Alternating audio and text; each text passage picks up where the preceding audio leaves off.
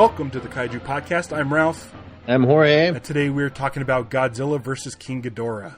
Yeah, 1991. Yeah, I think this movie is the reason why I call him King Ghidorah as opposed to King Ghidorah. Because I think I've seen this more than the old ones. Uh-huh. This movie actually follows Biollante, which was the last Godzilla movie we did. Right, now, was this a co-production, or because there's a TriStar logo at the beginning? Was that just that they distributed it domestically? I think I think TriStar had a thing in the 90s where they were official. Yeah. So with Biollante was like Miramax, and Godzilla 1985 was who you had to hunt it down through weird ways. Yeah.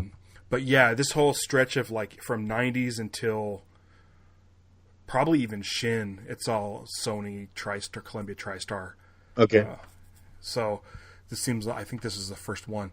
I super excited about this movie, and I was afraid to watch it again because, watching this after, doing the podcast, watching these movies in a more critical eye, I was afraid that it wasn't going to hold up. And I kind of felt that way while watching it until I got to the last half. Yeah, I know you were real excited about it, and you kept talking up because it has the Mecha-King Ghidorah on it. Mm-hmm. Which while watching this, last week you'd mentioned, or last episode you'd mentioned that maybe visiting a top 5 monsters design. Yeah. This Mecha-King Ghidorah for me is the coolest thing ever. Yeah, it is interesting. I if we did do a top 5, I feel like the mechas would be really, every mecha and mechana it's got to be high on the list because it gives you kind of the best of both. Yeah, you get the lizard and robot. Yeah, or gorilla and robot. Because if you stick Ghidorah next to Mecha-King Ghidorah, you'd be like, which one's cooler? And it's right, the shiny one. Yeah.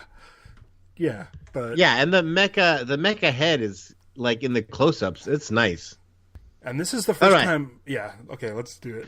Let's do it. We start in the future, 2204 AD, but don't worry, we'll flash back to that thing you don't. What is present day of 1991? 92. Yeah. They always try and give it a little buffer. Yeah, for it to come out and all that business.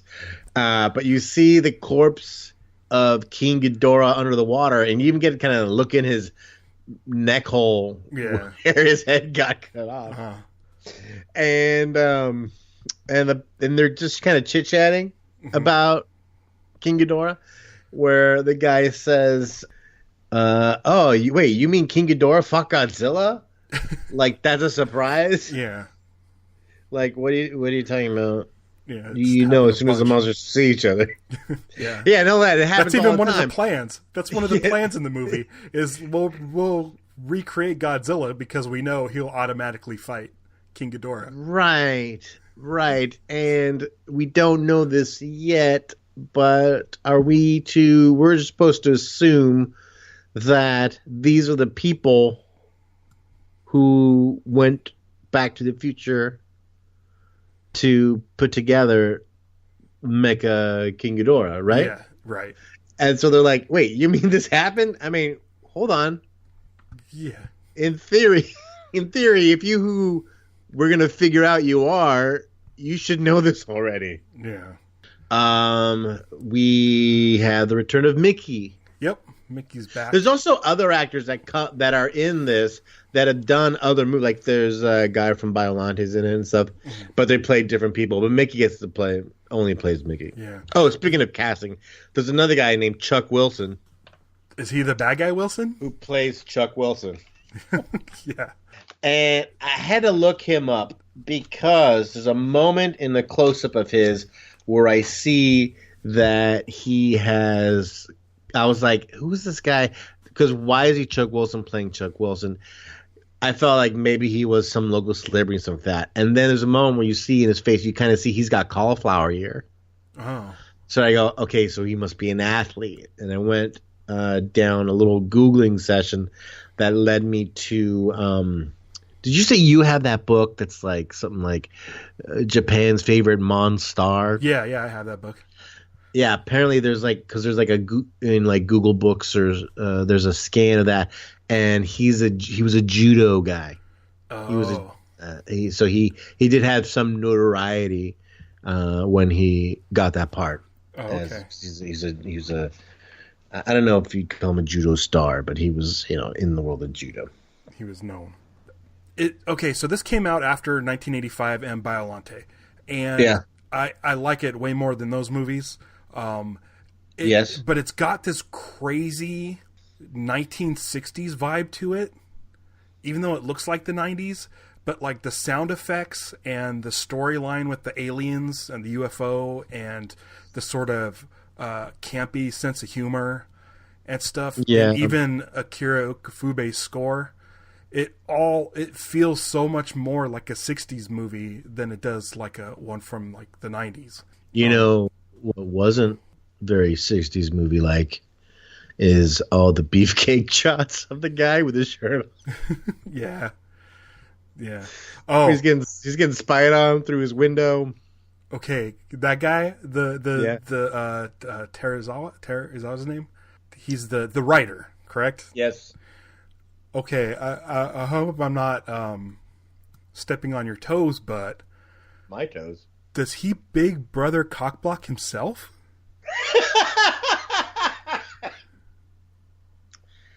I think he because he might even like big grandfather or something. Yeah, what? That got really weird when that part happened. That was out of nowhere. And yeah, I was like, so like, oh, now it's really weird and awkward. Yeah.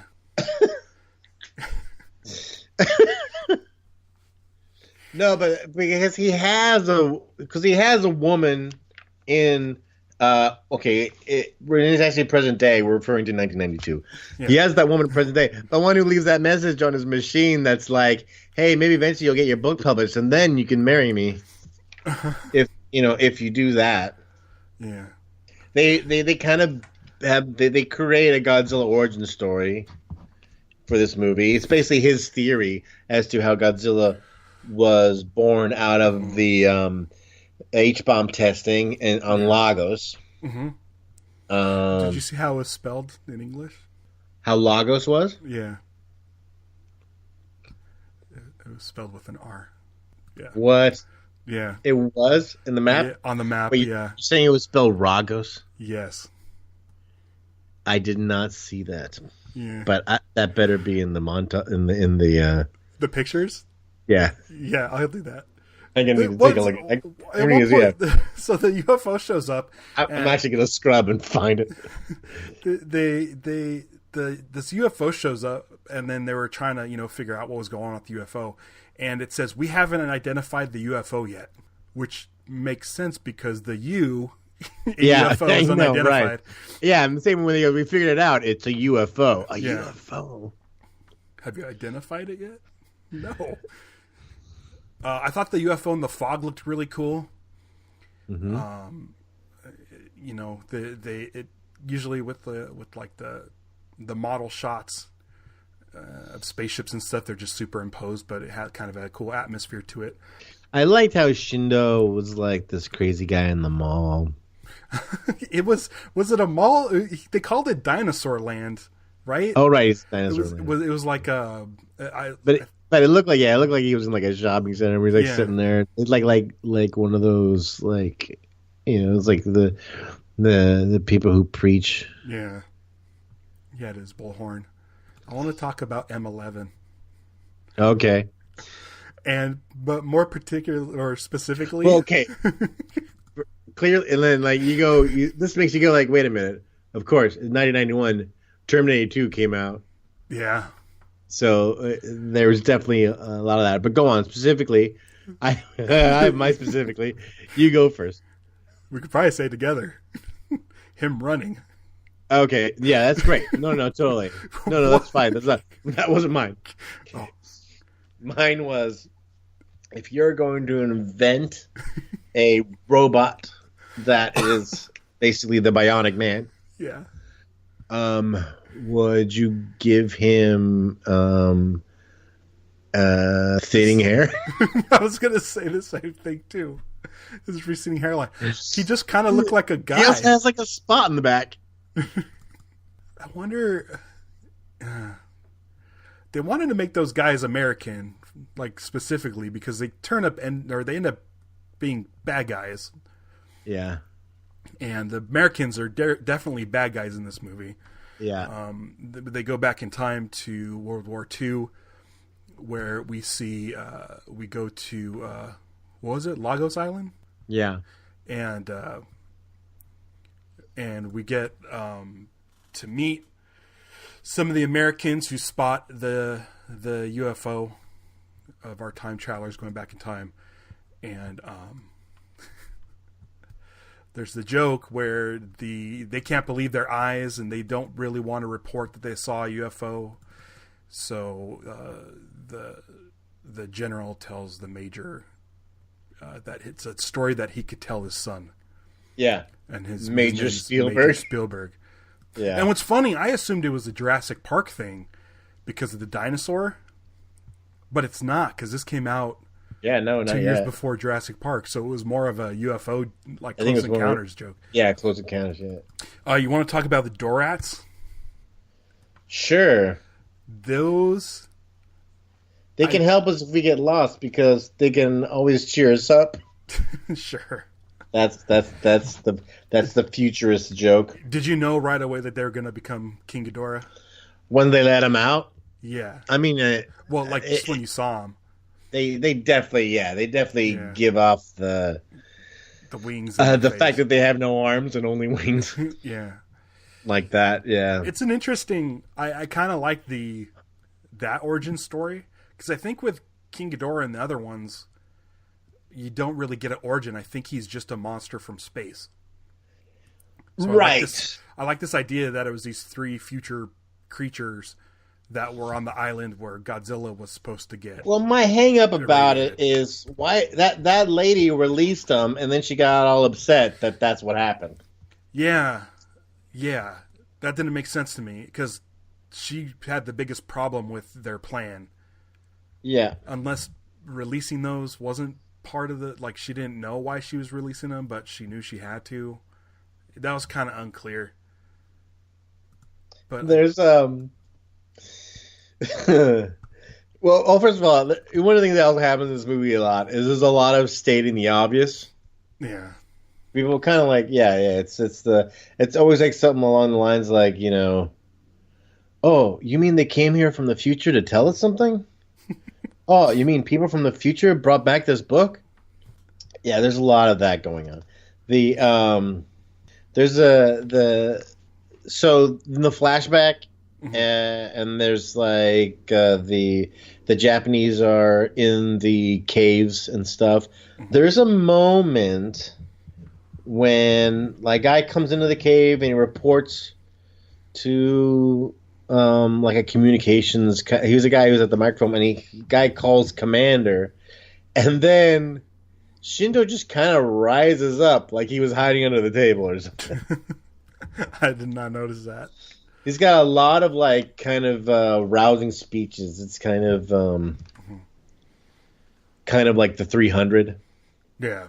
Where they're like, they know they're in trouble, they're outnumbered, and but they're gonna give it all they got. Yeah. I was kind of weird. The other I couldn't quite figure out. Also, is the helmet required for the? Well, no, I guess it's got the camera on it. Like the fact that M11 had to put a helmet on before he went to do something, and it was like, oh, is it too dangerous? Another thing with M11, the scene.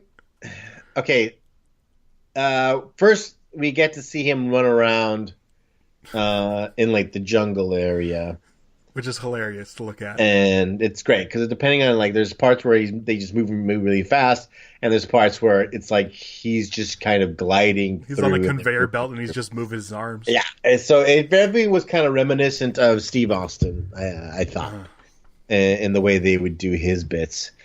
But then when he's chasing them in the car, and they have the version that's like him on the camera rig itself, it seems like, and he kind of like wobbles around. Yeah. It's almost like when they shoot people like tripping in movies, where they're like, "Oh, this is like the effect of the drugs," kind of thing.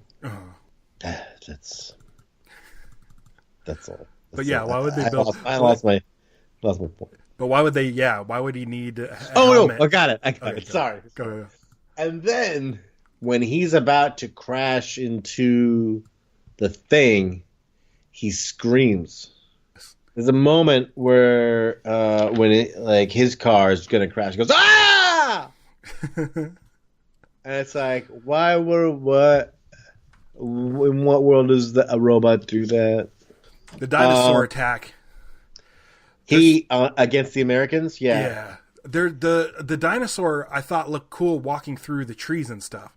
Yeah, like the trees looked either as the way it was shot or something, but the trees looked pretty realistic, and it looked great, kind of like a big dinosaur. He basically, but he because he doesn't have atomic breath or anything. Yeah. He just has to defeat the. He also can't bite them, but that's clearly just probably a limitation of what they had suit wise. It's kind of like there's Godzilla can only crush people, and he basically what he does mostly is knock the trees over onto people. Yeah, he steps on a couple guys. Yeah, and swipes his tail at some guys. He gets shot in the mouth. Yeah. But anyway, which is great because and there's a blood spat. Then they cut to the shot where his leg is in the foreground, and there's little bits kind of hanging off of it. Yeah. And then it's probably this either the same footage again or the same footage from a different camera. Because then he gets shot in the mouth a second time. Right in the same spot. But I kind of like that happened in a sense where it's kind of like when a boxer gets a cut open and you keep working that cut. Yeah. It's like, I get him there because that's the part that's going to hurt. And he says, "Take that, you dinosaur." Yeah, that's your favorite line in this movie. Yeah. As soon as it happened, I was like, oh, yeah, I remember this. I remember Ralph talking about that bit. He squashes everybody, and then he gets this tearful salute from Shindo for saving their lives. Yeah, this is where they get to know each other, which comes back later, the next time they meet face to face. There's a line, "Come on now, history has no room for sentimentality." So they're able to transport the Godzilla dinosaur into the middle of the ocean. Is that where they put him?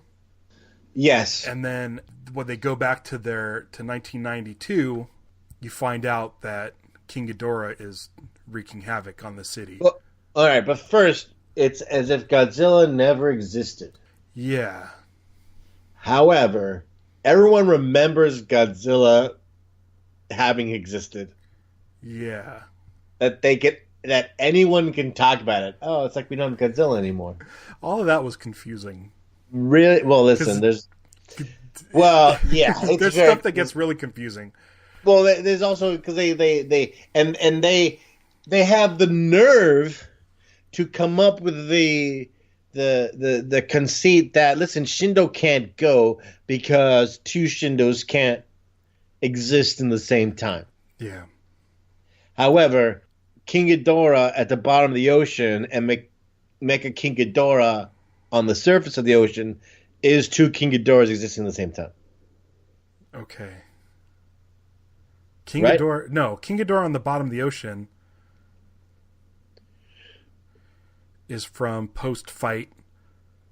No. With regular King Ghidorah and Godzilla. No, because Godzilla fought King Ghidorah, chopped his head off, and he was at the bottom of the ocean. Yes.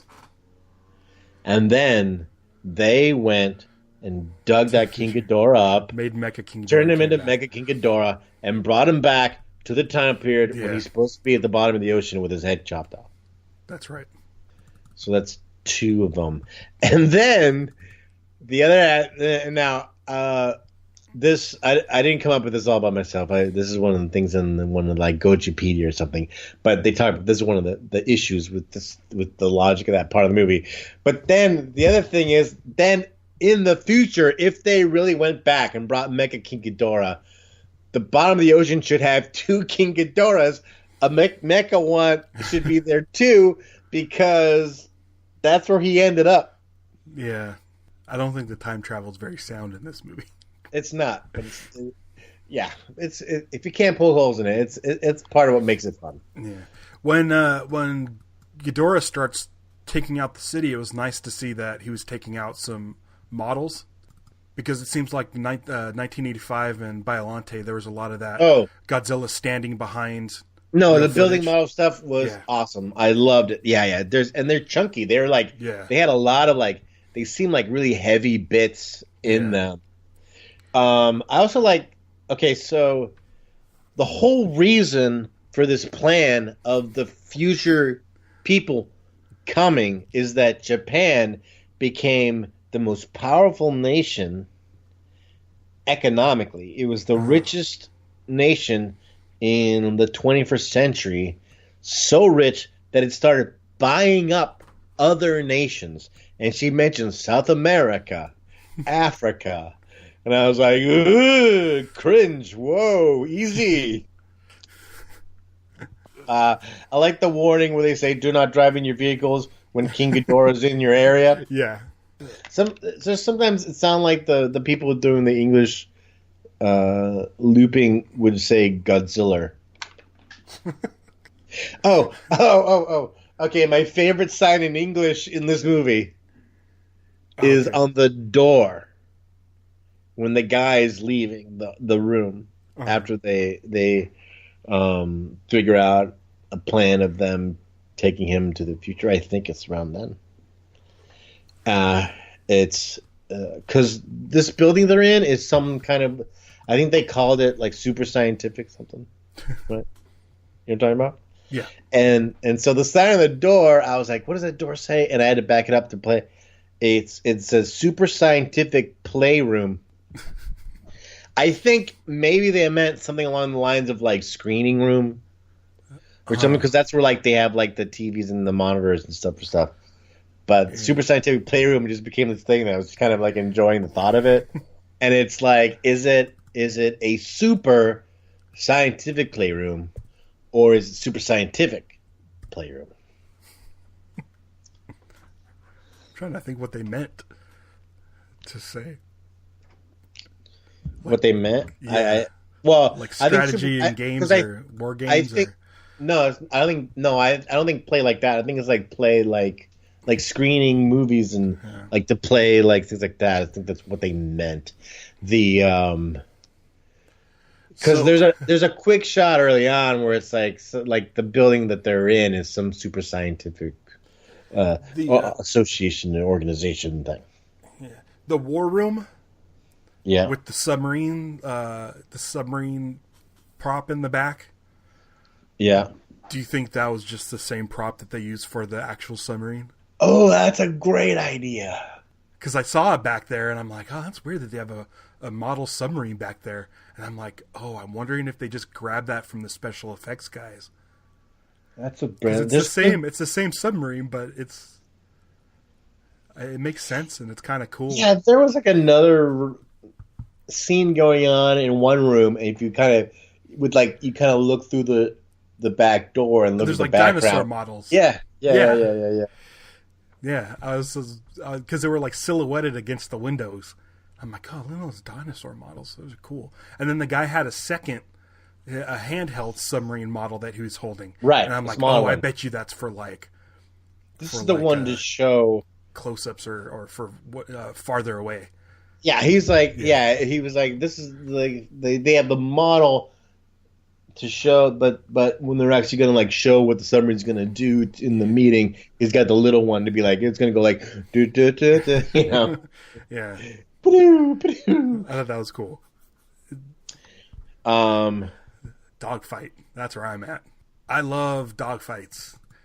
That's one of the things I liked in Rodan was when jets are fighting against flying kaiju. Fantastic. Love it. This one mixed up real footage of jets with model jets. Right. And the model jets are awesome. With them flying alongside King Ghidorah. The dialogue was really strange. There's one part Yes. where the guy says, "I'm spinning," and it's not like he got hit and he's spinning out of control. Right. He was just flying and decided to do some barrel rolls. It was strange, but I need more of that. Definitely kind of like a kind of stock footagey quality. It's just like, okay, what can we use? But and those, unlike like when the models like in a Rodan, when like those planes would get hit, it would be like kind of like a spark on the model of itself. Yeah. But these planes, they just completely would explode. Yeah. I need more dogfights with flying kaiju. I'm hoping. I think the next Godzilla movie is like what is it? King of the Monsters. I think Rodan or King Ghidorah is supposed to be in it, and I'd like to see some dogfights. Human planes going after monsters. Yeah. Yeah, it's great monsters. when they're in the air too. Yeah, because they shoot planes at Shin too. Yeah, but it's being up there with it. Yeah, there was one episode we watched, or one movie we watched that opens up with some planes tracking something big in the clouds, and then it turns out it was Mothra, and I was like, I want to see stuff like that. So the plan to deal with the first idea to do how to deal with it's confusing. It's a huge complicated scenario. It's like, okay, to deal with King Ghidorah, they decide, well, why don't we make Godzilla? Yeah, they're gonna take the nuclear sub and send it into the dinosaur at the bottom of the ocean and create Godzilla. Right. But as it turns out, according to Mickey, Godzilla's been there the whole time. Right. So it was already irradiated enough to turn him into Godzilla. But they still... Oh, no. Do they still shoot him? No, because by the time the sub gets there, he's Godzilla. Okay. So... It's like Godzilla finds a way. Like it's gonna... Right, but there's... Yeah. Okay, so I know, but... So they were explaining how this Godzilla is bigger and stronger. Yeah. Because it was unavoidable because there's nuclear power everywhere. Yeah. And it's also because it was more modern nuclear radiation that made it happen. Yes. Again, here's where it's like, what made Godzilla happen originally was the bombs, the testing of the bombs. Yeah. So this was just kind of like, because it was a slower build, he was able to kind of develop flavor better. I guess. Like a bread that you retard the rise on it so that it develops more flavor, so it doesn't get too big too soon. Mm-hmm. I'm guessing. I said because I was like, it wasn't that he was hit with newer bombs. Yeah. It was just general, just radiation happening, just seeping in slowly. So yeah, it was like it's like kind of slowly growing Godzilla, I guess. Yeah. And then it decided to wake up. The biggest one ever, yeah. And he's just kind of walking up right underwater. Yeah. Just marching. This has one of my favorite shots in a Godzilla movie ever. It's when King Ghidorah is coming into the city and flying around, and there's that reveal of Godzilla behind the buildings. Mm-hmm. There's like these huge model buildings, and it looks like a helicopter shot, but it's just the camera in the studio. But it's that shot where it comes around the buildings, and you catch a glimpse of Godzilla in the smoke, and then it keeps on going around the other side of the buildings. I think that I really like that shot, because a lot of these shots, they just look like two guys on a set, bashing buildings and stuff. But right. When they put the camera low within the models, so it's more of a real human perspective, I like that. And that shot looked like a helicopter shot, the way it moved around the buildings. And this fight, I really like this version of King Ghidorah. The necks don't flop around as much as they do in like the 70s. They seem like they're in a little bit more control. And that's probably something that they got from, were able to advance from Biollante, because Biollante had something like, I don't know, like 52 wires connected. Yeah. So to be able to just control the 3 heads was probably easier, and it moved a lot better. I feel like they didn't, like, King Ghidorah's never fully really kind of used the potential of the fact that he's got 2 tails. Godzilla grabbed both of them, though. Yeah, just that's it. The only benefit of the 2 tails, it's more cushion for Godzilla to grab onto when he's slamming him into the ground. I like that they didn't give King Ghidorah hair, even though the Dorats had hair. That's one of the things I always thought was weird, like in the 70s when Ghidorah has like those kind of afro wigs and stuff and looks kind of silly. It's goofy, but the King Ghidorah wrapping his neck around Godzilla's neck,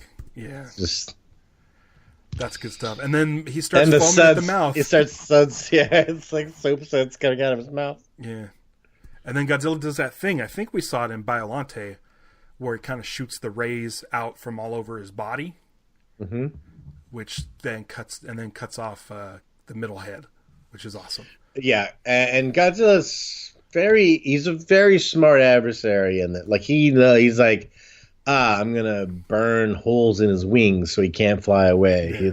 He was really smart. When the trucks pulled up, I got really excited. I was like, oh, masers, but then they called them lasers. That, I want to say, had to have been a translation thing. Okay. Because I'm like, because they're clearly the Maser trucks. They look like the Maser trucks. Yeah. They call them laser cannons. They said lasers, and I'm like, nope, you guys got it wrong. I know they're lasers. I had a moment, and I was also going, when the tower fell, I was like, oh, Tokyo Tower. I was like, wait a minute. We're not in Tokyo, and apparently Sapporo also has a tower. Oh, okay. I know it's 7 o'clock. It's a big red tower. It was. It sure was. Yeah. Yeah, I have pretty good building destruction. The UFO, that part I really liked. So the bad guys. Oh, when they're inside. Yeah, and then they lower the panel. But Emmy teleports the UFO to where Godzilla is. Yeah. And those guys are like, "Where are we?" And they open up the window and like Godzilla's just staring at them. Yeah, and then blast. Yeah, that's good stuff. Did you have to look up who Peter Arnett was? I did. So did I. I'm like, who's Peter Arnett? Yeah, those guys just kind of come in a bit because like the reporter. Yeah, so the guy says, "Hey, I'm the Peter Arnett of Japan. How do you think I got called that?" Yeah, and the other thing is Peter Arnett was he was a big war reporter. Like he was always kind of like embedded in like war zones and stuff. Mm-hmm. So I can see how he like close to the action. I can see how that's what the connection they're doing. I like the moment when those guys are in the building and Godzilla's like kind of pushed back into a building and his like his back fins are kind of going through and they gotta run out of the way. Around this time is when they decide they come up with a plan to transport King Ghidorah to the future and then bring him back. Like they're like, can you take him and fix him up? And they're like saying the guy's plan is saying, yeah, he should be well preserved because seawater is cold. Yeah, I don't buy that. But whatever it gets to make, Mecha-King Ghidorah. Shindo comes face to face with Godzilla. I mentioned this before. They remember each other. It's like Godzilla's not too happy with it. And they even have like the flashback moment in it. Yeah, there's a moment where you're like, it feels like it's going to be like one of those YouTube videos where some guy who used to take care of lions gets reunited with the lions, and then the lions come running at him, and then they're just playing. It was such a build-up too. Like you almost were like, maybe Godzilla will just spare him and walk away, but no. Yeah, well, there's a part. Well, that's the guy is the lion where he's like, he does his every time that character had to like laugh to himself, it seemed a little cheesy and forced. He goes, ha ha. Yeah. Very ironic, don't you think? He put two. He put laughs at the beginning and at the end of that. And then you're like, oh, and then you go, and then Godzilla blinks. At first, I was like, oh, it's both eyes, so it's not a wink. And then It's blasted hard. So the arrival of Mecha-King Ghidorah. I can't even tell you how much I love Mecha-King Ghidorah. It's up there with like King Caesar and Jet Jaguar for me. Because King Ghidorah is cool, but when you look at him, you're like, oh, he's like boring now because he doesn't have all that stuff on him.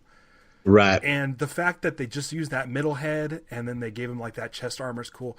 The sort of like shin armor is kind of weird, but right, but it's like it just looks badass. And then the wings are repaired from when Godzilla shot a hole in them. right. I thought it was weird that Emmy is just kind of wearing the outfit she was wearing instead of like a flight suit, because I'm sure it took him years and years to make Mecha-King Ghidorah. Right. They didn't just go fix it and came back. It probably took them maybe 5 years to build it and then go back to the time they needed to go back. You think she would have like a flight suit or something because she should have trained, but she was just wearing like a sort of a knitted sweater and it's weird, like a 90s shirt. Yeah, it's like they were like, oh, it's just, oh, hey, I'm back. I'm back in the future. Listen, we got to whip something up real fast. We need to go find King Ghidorah. And just kind of like, let's use what we already have. We already know this stuff that we already have, all this technology, and we'll just kind of make it into a dragon head. Okay, perfect. Yeah, she should have done. Oh, good. You ready? All right, good. Okay, I gotta go. She should have been like a badass, like she's been training this whole time, and it was just kind of weird. But man, I'm telling you, Mecha-King Ghidorah, yeah, he's gonna be in my top 5 for sure when we do our favorite monster designs. Yeah, but also his wings, same weakness as far as they're very easy to just pop holes into. Yeah. And he has those bracers that it's a little okay. So he shoots the cuffs out, each arm, each leg, and his giant one. Yeah, for his middle, and then just kind of pulls him into the ocean. Doesn't really. It's like who. And also, you're waiting for Godzilla to shoot him with breath. Yeah, which they I think mention. They say something like, "Oh, we can't take one more shot from the." I think they call it a laser or the beam. We can't take much more shot, and then he does. Godzilla does shoot fire breath at it, and then they just kind of fall into the ocean. But like those claws are kind of cool. It might have been even cool to give him robot arms. Yeah, I did make a note. Why didn't they give him arms? Those claws were kind of cool, though. I like that they shot electricity into Godzilla. Yeah. But yeah, it would have been. Can you imagine King Ghidorah with arms? This was the one in the video game, the Godzilla Melee or something. It was on GameCube where the two heads would grab your opponent by the shoulder, and then the middle head would bite the face. Bah, bah, bah. So that was kind of cool. So they would use the two heads as arms, and then the head as a biting. Yeah, my last note is Big Brother cock blocked himself? ? No, I wrote we're related. Oh man, that makes things real awkward because that earlier moment where they were kind of having this kind of intimate moment together. She likes the present because what is, and then it's like, oh, P.S. I'm your great granddaughter or whatever it would be. It's like, oh boy. That's really strange and off-putting. I always like when you see old movies do futuristic technology. Mm-hmm. Yeah. And a great one is also when she essentially reprograms M11 with CD-ROMs, basically. And she pulls him out and pushes it, and she's like, so how are you? And he says, good, my boss. And then when they talk about how they're going to give the computer to Japan, the two of them kind of have like this knowing nod. Yeah. What'd you think of the movie? It was good. I really like it. It was good. You built up Mecha-King Ghidorah, and like I'd seen him before. This is the first time I remember seeing him fully in action, and it was definitely like he shows up, and there was like less than 10 minutes left in the movie, and I was going, yeah, now. Yeah, and they do that glamour shot where he shows up, and then they show like close-ups of the armor and stuff and the wings. Close-ups, yeah. It's like, here we go. The head with the green eyes. It's cool looking. It's like when we watched Godzilla versus Mecha-Godzilla, and we just realized this time around that King Caesar doesn't do anything. He just like rolls into Mecha-Godzilla and then hides behind a rock the whole time, and it's like, this is like the only one he's in. And then with the Mecha-King Ghidorah, this is the only one Mecha-King Ghidorah is in. And so you've seen now all of King Ghidorah's actions, which is like a 5-minute fight. So kind of bummed that there wasn't more of him, but man, the design I love it. Now, there are 2 unmade sequels to King Ghidorah movies that didn't happen. They're both called Return of King Ghidorah. One was supposed to be a sequel to this one. Okay. But instead, they decided to make a Mothra movie instead. Okay. Because Mothra seemed to be more popular amongst women. Yeah, those Mothra movies are pretty interesting. We haven't hit any of them yet, but that trilogy one, that's out there, the Rebirth of Mothra trilogy. Yeah, I remember something similar into those movies that are like the Dorat in this movie. In fact, I want to say the Dorats might return in that because I think Ghidorah or a version of Ghidorah might be in one of those movies. Oh yeah. Oh, this is the other one that I want to say is that there was a sequel also planned for King Ghidorah, which later got replaced by Godzilla versus Gigan. It was also called Return of King Ghidorah, a.k.a. King Ghidorah's Great Counterattack. Oh, that's a good title. Be a 1972 movie, and instead they kind of changed it up a little bit and made it Gigan instead of King Ghidorah. And originally in this plan, it was going to have Mogu and Varan and Rodan, and so they ended up, instead of Rodan, they made it Anguirus, and then they made Gigan instead of King Ghidorah, basically. The plot was an alien named Miko sends King Ghidorah, Gigan, and Mogu to destroy Tokyo. Oh, King Ghidorah, Gigan, and Mogu to destroy Goring. Really? But Godzilla and Rodan intercept them until the 3 go off into space, but they return and Godzilla, Rodan, and Varan send them out to space. Miko would have been killed in the Godzilla Tower by Godzilla in that movie. Okay. But it didn't happen. I still like the movie. Yeah. Okay. This is this is a worthy challenger to kind of look at the top 5 with. Yeah, I definitely like the sci-fi stuff. I mean, you have time travel and UFOs and robots. Yeah. And a mecha monster. Yet, I like the Godzilla suit in this one. This is that style I like. The 80s. Yeah. Yeah, around. He's in Bright Eyes.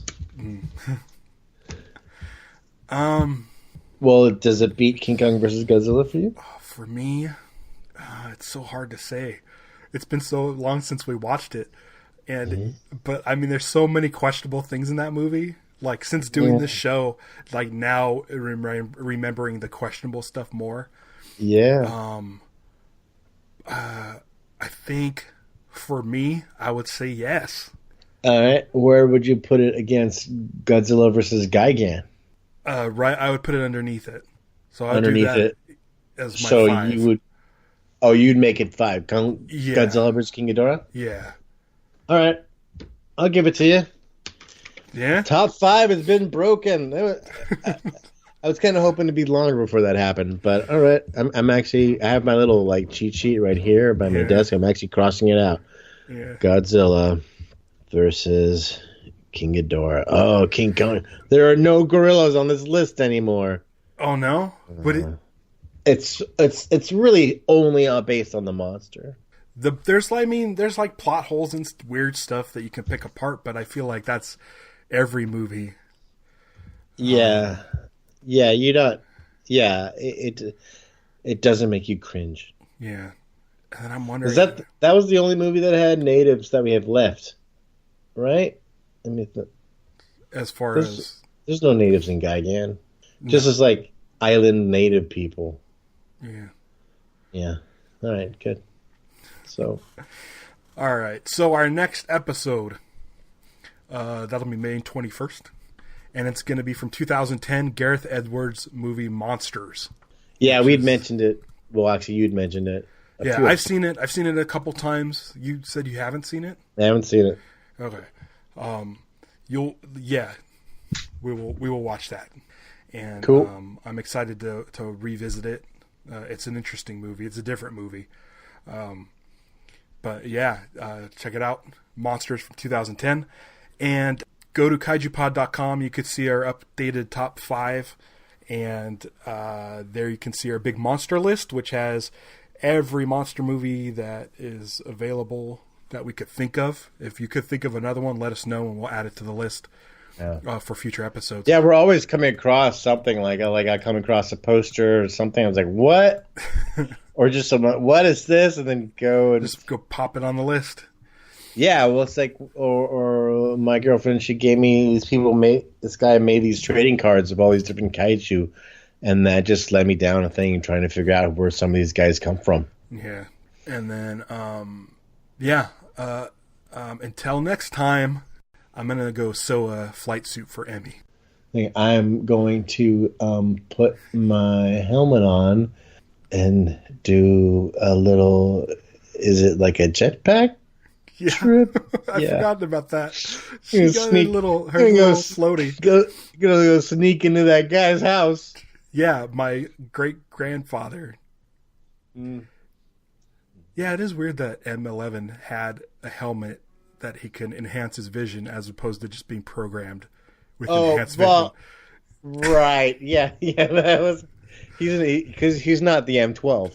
The other I thought that I was like, why does he have this helmet? But then when he did the little thing, but wasn't when he had the little screen, the little thing came over, the lens came over his eye. I thought also it was transmitting to the spaceship, to the time machine. Okay.